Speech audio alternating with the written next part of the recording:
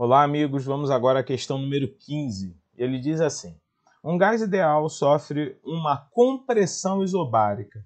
Como ele diz aqui, ó, compressão isobárica. Então vamos lá, vamos analisar essas duas palavrinhas aí. Compressão significa que o volume diminui, certo? Então ele está comprimindo o gás, certo? E a palavra isobárica significa que a pressão é constante. Então ele está dizendo aqui para você que o volume está diminuindo, mas a pressão não muda, tá? A pressão ela é o quê? Constante, tá? E aí ele diz aqui, com uma pressão, aí ele dá o valor da pressão, né? Fala que a pressão é 4 vezes 10 elevado ao cubo newtons por metro quadrado, ok? E o seu volume, unidade do SI, e o seu volume diminui, ou seja, a variação do volume é menos 0,2 metros cúbicos. Amém, está tudo no sistema internacional. Durante o processo, o gás perde 1,8 10 elevado ao cubo joules de calor. Ele está dizendo que o gás perdeu calor, ou seja, a quantidade de calor é menos 1,8 10 elevado ao cubo joules, ok? E ele pergunta assim para você, senhores, a variação da energia interna do gás foi dele, quer saber quanto vale o delta U, que é a variação da energia interna em joules, né? Temos que prestar bastante cuidado, né, nessa questão aqui, ó, tem um errozinho, né, que aqui era 10 elevado ao cubo, tá? Ao cubo, ao quadrado, ao cubo, só isso, tá? Para a gente se ligar aí.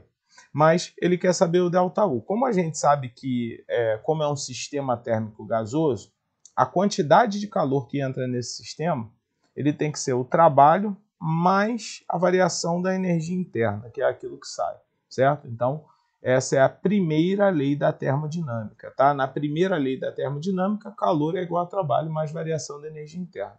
Como ele já me deu o calor, e ele diz que ele perde calor, então o calor é negativo, né? O que eu tenho que calcular é o trabalho, né? E como é que a gente calcula o trabalho quando a pressão é constante? É P vezes ΔV, tá? Então, é o único cuidado que a gente tem que ter na questão. Calculando o trabalho, então, senhores, vai ficar assim, ó, trabalho é igual a pressão, que é 4 10 elevado ao cubo, vezes menos 0,2, certo?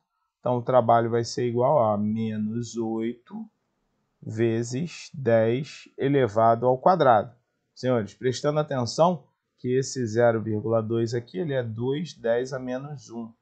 E aí eu faço a operação, né? 2 vezes 4, 8. O sinal negativo vem para frente. 10 elevado a 2 vezes 10 elevado a menos 1, 10 elevado a 2. Tá? 10 elevado ao cubo, né? Perdão. E aqui é o trabalho medido em quê? Em joules, certo? Com isso, senhores, já medido o trabalho e eu tenho a quantidade de calor, eu posso calcular a variação da energia interna. E como é que a gente calcula essa variação da energia interna? Menos 1,8, 10 elevado ao cubo, é igual ao trabalho, que é menos 8, 10 elevado ao cubo, mais o ΔU. Aí a gente tem que se ligar aqui, ó, no menos 8, 10 elevado ao cubo, que é elevado ao quadrado, né? Perdão, né, gente? Aqui, ó, 10 elevado ao quadrado. A gente tem que se ligar aqui nessa hora aqui, porque aqui é ao quadrado, aqui é ao cubo, não dá para a gente brincar com isso. Então a gente transforma o 8 em 0,8, 10 elevado ao cubo, e joga ele para lá, que aí ele vai passar com um sinal positivo, certo? Então, ΔU vai ser igual a quem? Menos 1,8, 10 elevado ao cubo, menos, ou melhor, mais, né? 0,8, 10 elevado ao cubo. E aí a gente tem que entender que isso aqui é uma soma, então ΔU vai ser igual a menos 1,0, ou 1 somente, né? 10 elevado ao cubo joules. Essa é a variação da energia interna, ou seja, significa também que nesse caso, como a variação da energia interna só depende da variação de temperatura, é que a temperatura está caindo, ok? Então o nosso gabarito, amigos, é a letra D de Douglinhas. Uou! Um grande abraço para vocês e até a próxima, senhores.